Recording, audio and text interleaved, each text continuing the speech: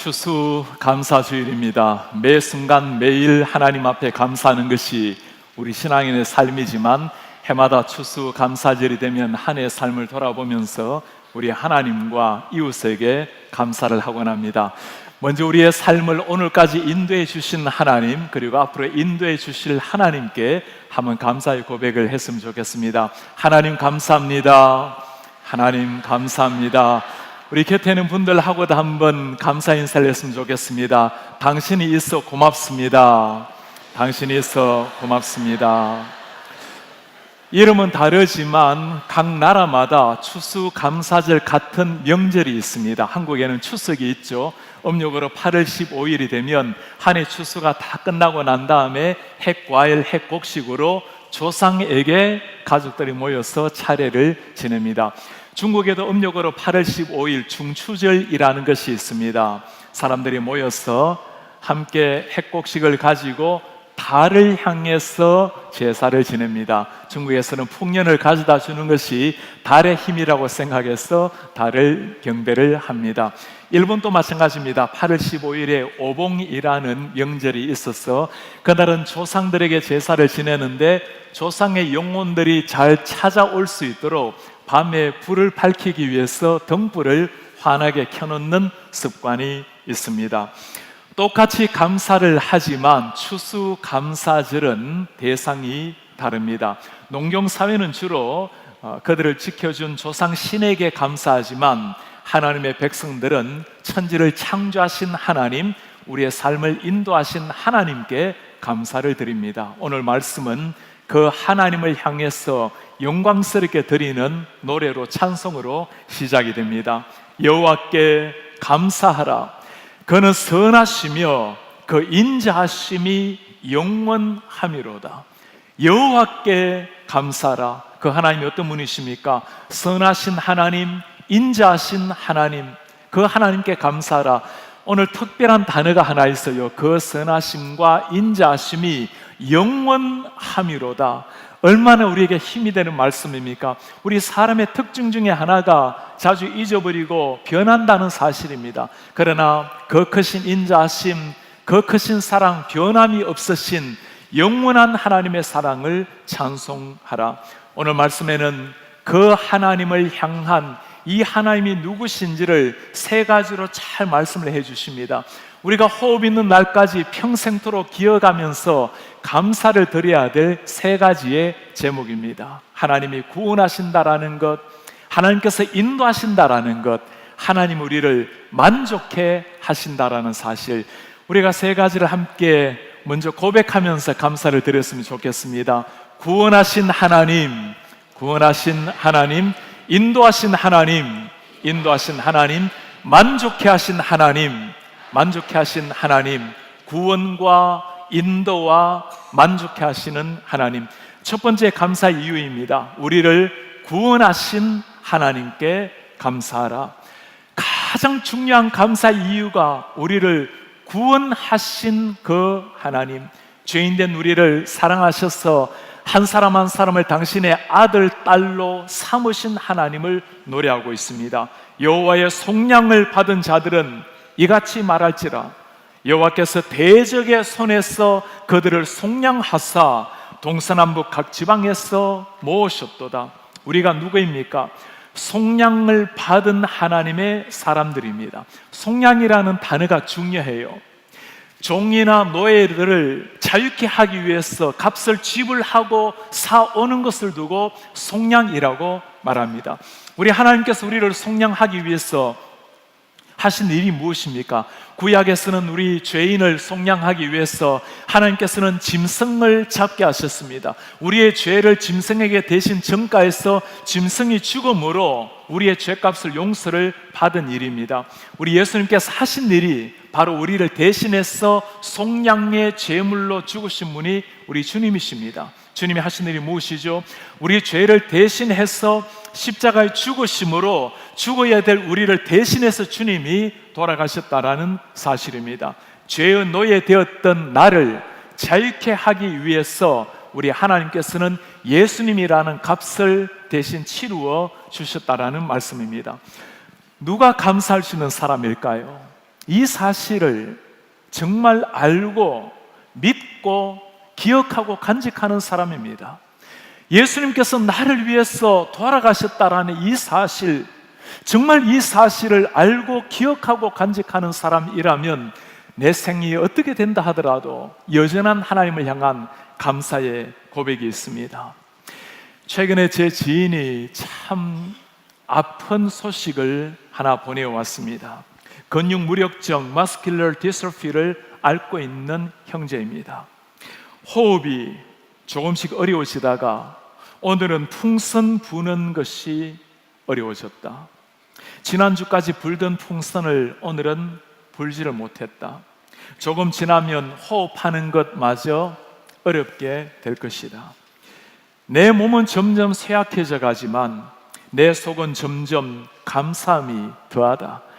육신에 갇힌 나의 마음, 그 속에서 나는 하나님의 은혜가 무엇인지를 깨닫는다. 죽음에 이르는 고통이 아니면 어쩌면 영원히 깨달을 수 없는 십자가의 은혜를. 풍선 부는 것마저 힘들어졌을 때 마음이, 육신이 마음에 갇히게 되는 그 순간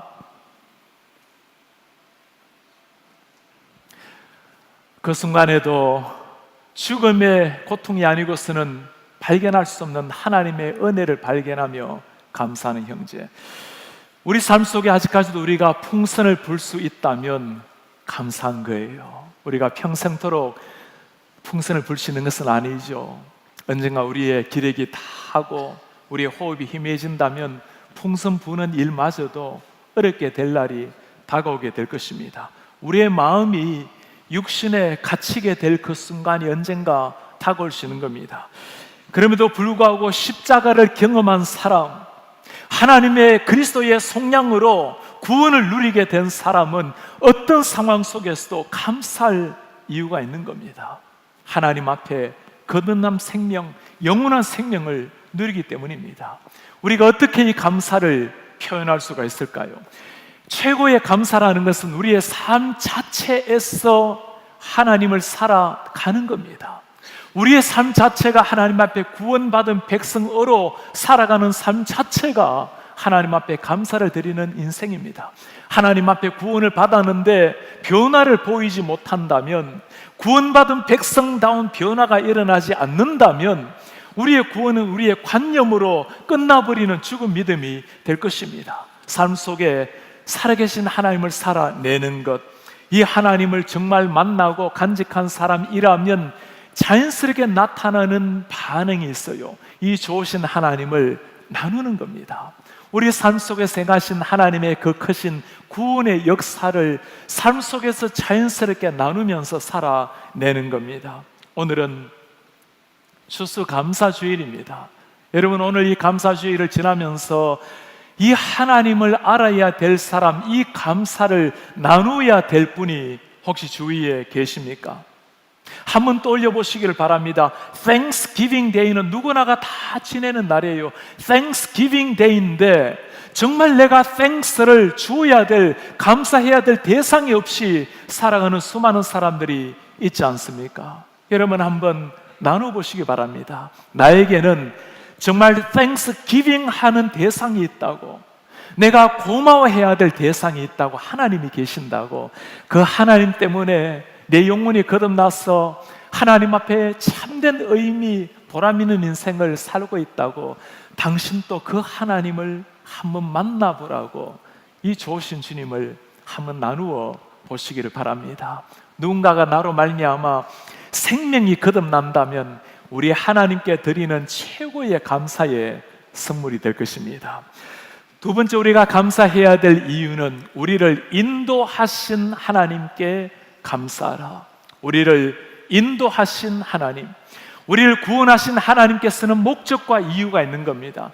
당신의 아들의 피값으로 우리를 구원하신 하나님께서 매 순간 우리의 삶을 당신의 손으로 인도하셔서 마침내 하나님의 영광을 구하게 하시고 하나님 나라에 인도하시는 우리 주님. 우리의 인생이 어떠합니까? 하나님 앞에 구원받은 이스라엘 백성들이었지만 그들의 삶은 언제나 탄탄대로만은 아니었습니다. 4, 5절에 그들의 삶이 어떤지를 보여주죠.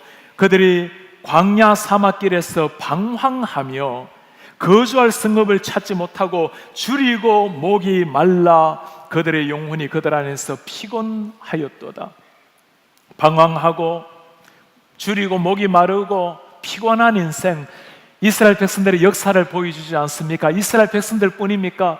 하나님 앞에 살아가는 우리 모든 사람들의 똑같은 인생입니다. 이스라엘 백성들, 하나님 앞에 선택받았던 특별한 백성들이었지만 그들이 애굽 땅에서 종살이하면서 보낸 세월이 430년입니다. 광야 생활 가운데 한 달이면 들어가게 될 그 가나안 땅을 40년을 방황하며 보냈던 사람들, 하나님의 백성들이었지만 바벨론의 포로로 잡혀가서 그들이 노예로 살았던 인생이 70년의 세월이었습니다.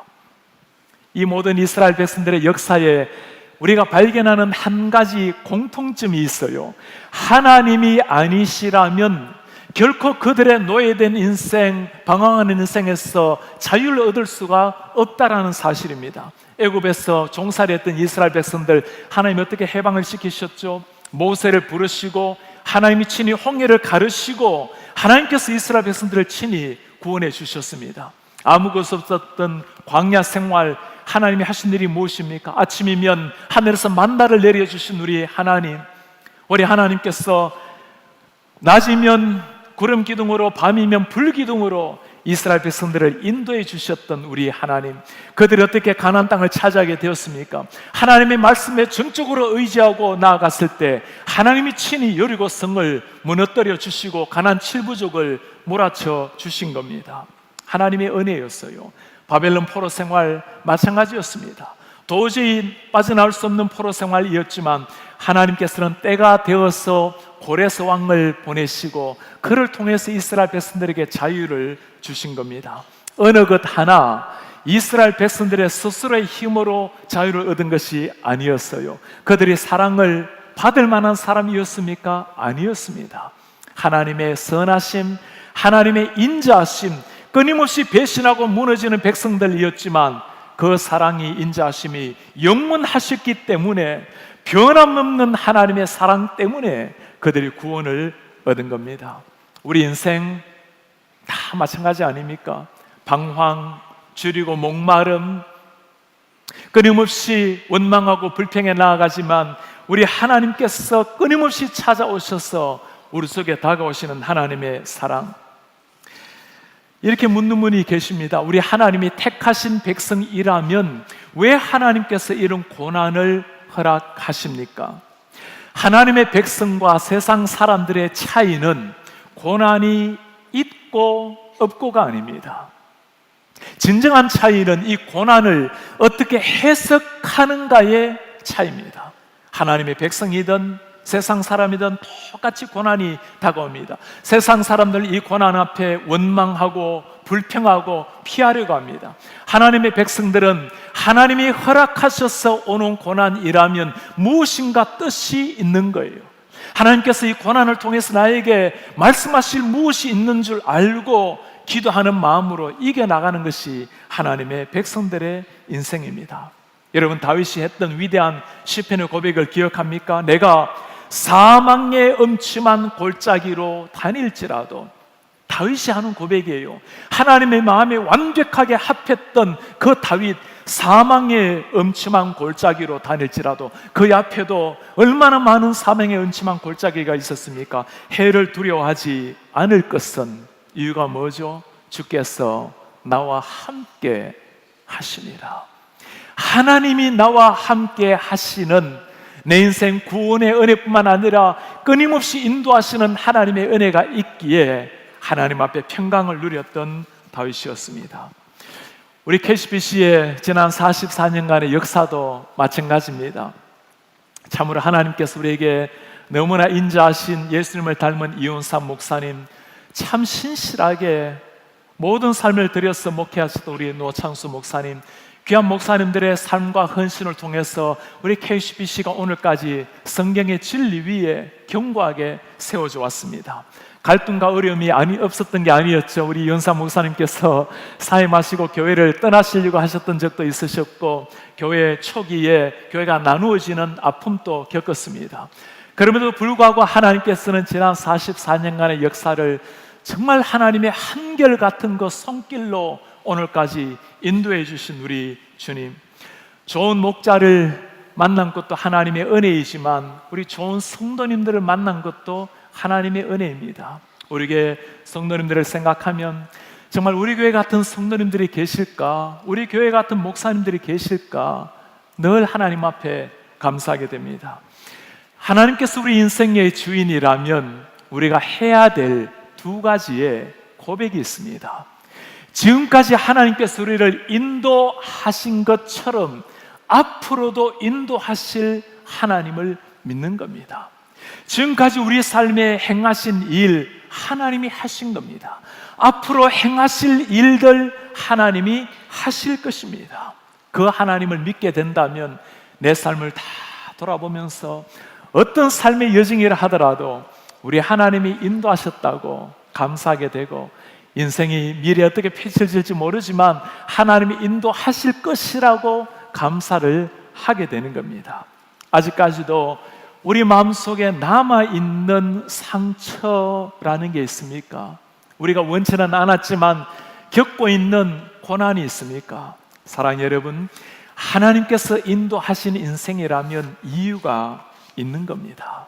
지금 우리가 그 이유를 깨달으면 감사할 것이고, 어쩌면 시간이 지나가고 난 다음에 그것을 깨닫게 될지도 몰라요. 그때도 여전히 감사하게 될 것입니다. 우리 하나님 가장 좋은 것을 주기 원하시는 좋은 아버지가 되십니다. 구원하신 하나님, 지금 또 인도하시는 하나님, 그 하나님을 신뢰하게 되면 어떤 상황 속에서도 감사가 일어날 수가 있는 겁니다. 세 번째, 우리가 감사해야 될 이유, 우리를 만족해 하시는 하나님께 감사하라. 우리를 만족해 하시는 하나님, 정말 얼마나 감격적인 고백입니까? 오늘 9절에 뭐라고 말하죠? 그가 사모하는 영혼에게 만족을 주시며 줄인 영혼에게 좋은 것으로 채워주시미로다. 이보다 더 큰 위대한 고백이 있을까요? 영혼을 만족해 하시는 우리 하나님, 타락한 인간에게 여러분 어느 곳에도 만족이란 것이 있을 수가 없어요. 세상의 모든 것을 다 누려본 솔로몬이 한 고백이 있습니다. 은을 사랑하는 자는 은으로 만족하지 못하고, 그런 거예요. 풍요를 사랑하는 자는 소득으로 만족하지 아니하나니 이것도 헛되도다. 여러분, 누가 하는 고백이죠? 솔로몬이에요. 세상의 모든 부귀 영화 모든 걸 다 누려본 사람, 아무리 곳간에 쌓아둔다 할지라도 은을 사랑하는 사람은 은으로 만족할 수 없고, 풍요를 사랑하는 사람 소득으로 만족할 수가 없다라는 겁니다. 많은 사람들은 이것을 모른 채 그것을 추구하려고 달려가요. 그렇게 달려가다가 인생 마지막 죽음의 눈앞에 이르게 될 때 이것이 아니었구나 하고 안타까워하는 수많은 사람들, 이것을 깨달은 사람들도 적지가 않죠. 그럼에도 불구하고, 알고 있으면서도 불구하고 여전히 땅 위에 상대적인 화려함을 추구하려고 달려가는 사람들, 결단코 하나님과 분리된 우리의 마음속에 다른 것으로 채워지지 않는다는 걸 알면서도 자신을 속인 채 그렇게 상대적인 가치를 향해서, 보이지 않는 만족을 향해서 달려가는 수많은 사람들, 하나님 앞에서 채워져야 만족이 있다고 생각하는 사람들은 오늘 위대한 바울의 고백을 들으셔야 됩니다. 내가 궁핍함으로 말하는 것이 아니니라 그랬죠.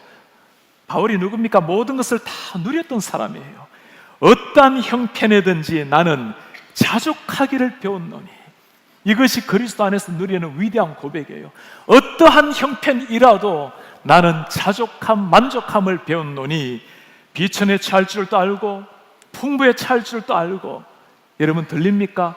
풍부에 처할 뿐만 아니라 비천에 처하더라도 만족감이 있는, 모든 일, 배부름, 배고픔, 풍부, 궁핍에도 처할 줄 아는 일체의 비결을 배웠노라.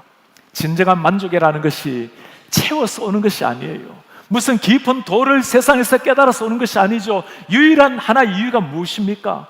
그리스도를 만났기에, 그리스도를 누리고 있기 때문에 이 위대한 고백이 나오는 겁니다.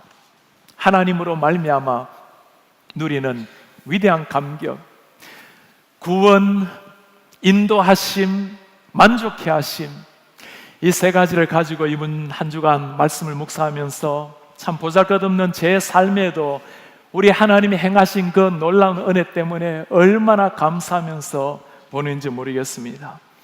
20살에 대학교 1학년 때 예수님을 만나게 되었어요. 주님을 만난 그 감격, 그 기쁨을 무엇으로 표현을 하겠습니까? 누군가가 주님을 만난 인생이 그 기쁨이 무엇이냐고 묻는다면 저의 20대 삶을 보라고 말씀을 드리고 싶어요. 30살이 되었습니다. 제가 주님 앞에 오래전부터 결단을 한 가지 한 게 있어요. 우리 예수님께서 30살부터 3년 동안 공생애를 사시다가 돌아가시는데, 제가 평생처럼 예수님은 평생도록 예수님처럼 살 수는 없지만 예수님 30살에 하셨던 공생애처럼 30살이 되면 제 삶을 3년 동안 주님을 위해서 드리리라고 결단을 했습니다. 그렇게 3년 동안 인도하심을 받고 신학을 공부하게 되었습니다. 3년 동안 공부하고 제가 원했던 것은 다시 영문학으로 영시를 공부하는 것이었어요. 하나님께서는 영혼을 숨기는 기쁨을 주셔서 계속적으로 신학을 공부하게 하셨습니다. 박사 공부를 시작을 하자마자 제가 하나님께서 저에게 원하시는 것이 선교사의 삶이라면 선교사의 삶을 보내라고 학문을 내려놓고 선교사의 삶으로 젊은 날을 보내었습니다. 너무나 선교사로서는 제가 자기의 미달이라는 것을 깨닫고 다시금 돌아와서 공부를 마치고 제 모교에서 10년 동안 우리 후학들, 목회자들을 가르치면서 보내었습니다. 제가 계획했던 삶은 아니었어요. 저는 영시가 참 좋았고 선교사의 삶을 주님 앞에 드리기를 원했습니다.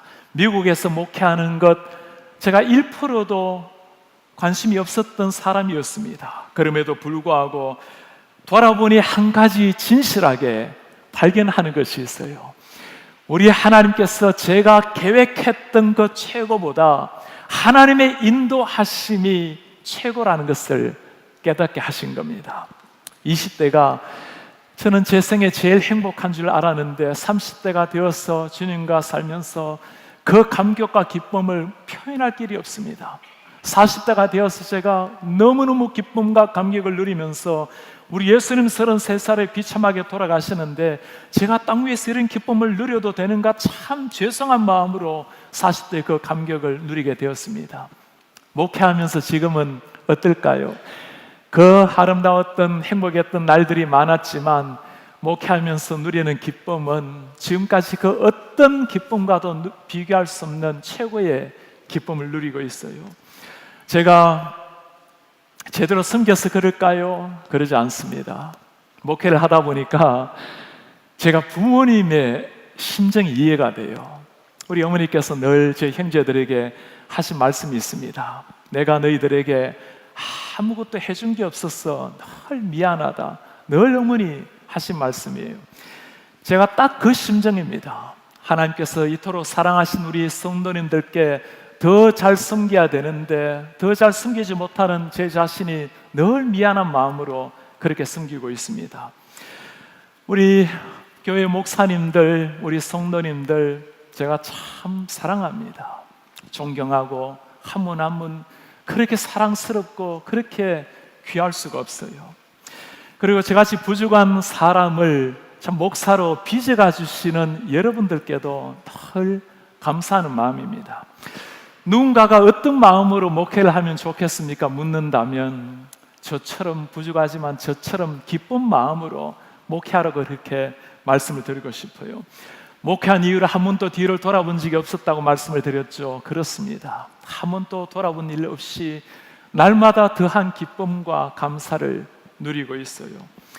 힘든 일이 왜 없겠어요? 지상의 교회가 어디, 완전한 교회가 어디에 있겠습니까? 그리고 저같이 부족한 사람에게 목회 가운데 일어나는 어려움이란 당연한 일일지도 모르겠습니다. 때로 마음이 힘든 상황이 될 때마다 제가 생각하는 것이 있습니다. 그러니까 우리 예수님이 필요한 것이지, 그러니까 나같이 부족한 목사도 필요한 것이지, 그렇게 생각하면 한 분 한 분이 그렇게 사랑스럽고 이 귀한 양떼들을 맡겨주신 주님께 그렇게 고마울 수가 없습니다. 저뿐이겠습니까? 우리 모든 성도님들 가만히 우리 인생을 돌아보면 우리 모두가 똑같은 고백이실 겁니다. 미국으로 유학을 와서 어쩌다 보니 워싱턴의 버지니아에 정착을 하게 되었고, 참 두려운 마음으로 막연한 심정으로 이민 보따리를 샀는데 어쩌다 보니 워싱턴까지 오게 되었고, 그러나 돌아보니 모든 것 하나님의 은혜라고 고백하고 있지 않습니까? 주님 앞에 땀 흘려서 살아왔지만 때로 정말 주님 앞에 온전히 살지 못해서 참 죄송한 마음으로 살았지만 어느 순간 잘 자라나 있는 자녀들을 보면서 하나님께서 다 키워주셨구나, 고개를 끄덕이면서 감사하는 것이 우리 인생이 아닙니까? 여러분 한번 물어보시기를 바랍니다. 하나님께서 오늘까지 구원하시고 인도하시고 우리에게 영혼의 만족을 주셨는데 내 마음속에 무엇으로 채워져 있습니까? 하나님을 믿는 사람이란 주인을 바꾼 사람들입니다. 예수님이 구주가 된 사람들입니다. 나의 구원자뿐만 아니라 나의 주님이, 나의 주인이 된 사람들입니다. 하나님 때문에, 우리 주인님 때문에 내 영혼이 만족함을 누리지 못한다면 우린 세상 어디에도 만족을 누릴 수 없는 사람들이에요. 마찬가지로 우리가 예수 그리스도의 십자가로 물들어져 있다면 세상 어느 곳에서도 다른 것으로 물들 수가 없는 사람입니다. 그럼에도 불구하고 우리가 한 가지 기억을 하셔야 될 것이 있죠. 아무리 감사의 찬양을 드린다 해도 여전히 어려움과 눈물의 삶을, 고난의 골짜기를 지나는 사람들이 있을 겁니다. 삶이란 것이 만족하리라고 감사하리라고 다짐한다고 모든 게 바뀌는 게 아니죠. 그럼에도 불구하고 우리가 날마다 쇠약해질지라도, 연약할지라도 한 가지 고백하는 것이 있어요. 아무리 부족해도 마침내 우리 하나님께서 마침내 우리에게 승리 주실 하나님을 믿는 것입니다. 땅 위에서 아무리 부족하지만 우리를 구원하신 하나님께서 끝까지 인도하시고 마침내 우리의 영혼을 만족해 주실 그 주님을 믿고 나아가는 겁니다. 땅 위의 삶이 다 끝나게 될 때 우리가 언젠가 부를 영광스러운 노래가 다윗이 하고 있는 노래예요. 내 평생에 선하심과 인자하심이 반드시 나를 따르리니 내가 아버지의 집에 영원히 살리로다. 나는 부족하고 연약하고 넘어지지만 우리 존귀하신 하나님, 그 크신 사랑의 하나님이 반드시 그 선하심과 인자하심이 끝까지 나를 인도하리니 내가 아버지의 집에서 영원히 살리로다. 오늘 추수감사주일을 맞이해서 우리가 세 가지 감사해야 될 이유를 보았습니다. 구원하신 하나님, 인도하신 하나님, 만족해 하신 하나님. 구원하신 하나님이 감사의 시작이라면 우리를 인도하신 하나님은 매 순간 지속적인 감사를 드리는 이유가 될 것입니다. 우리를 만족해 하신 하나님은 모든 감사의 마지막 절정이 될 것입니다. 만족해 한다면, 하나님 우리의 만족이라면 더 이상 우리가 어디에서 다른 것을 추구하겠습니까? 우리가 드려야 될 감사는 이 세 가지뿐만이 아니죠. 우리를 위해서 여전히 기도하시는 우리 하나님, 연약하고 무너지고 쓰러져도 여전히 우리의 오른손을 붙들고 우리에게 사랑한다고 고백하시는 우리 하나님, 호흡이 닿도록 못다 부를 노래가 감사의 노래입니다. 하늘을 두루마리를 쌓는다 할지라도 다 기록할 수 없는 것이 그 하나님의 선하심, 인자하심, 하나님의 은혜입니다. 많은 사람들에게 칭찬을 받는, 많은 사람에게 불려지고 있는 노래 만 가지 이유라는 제목의 노래가 있어요. 10,000 reasons, 만 가지의 이유. 송축해 내 영혼, 내 영혼아 거룩하신 이름. 이전에 없었던 노래로 나 주님을 경배합니다. 해가 뜨는 새 아침이 밝았네. 이제 다시 주님을 찬양. 무슨 일이나 어떤 일이 내게 놓여도 저녁이 올 때 나는 노래해. And on that day when my strength is failing, 내 힘이 다하는 그날이 다가올 때, the end draws near and my time has come, 내 인생의 끝이 다가오는 순간, still my soul will sing your praise unending, 그날에도 내 영혼은 끝없는 당신의 사랑을 끝없이 노래하겠습니다. 10,000 years and then forevermore, 수많은 세월이 지나도록, 그리고 영원토록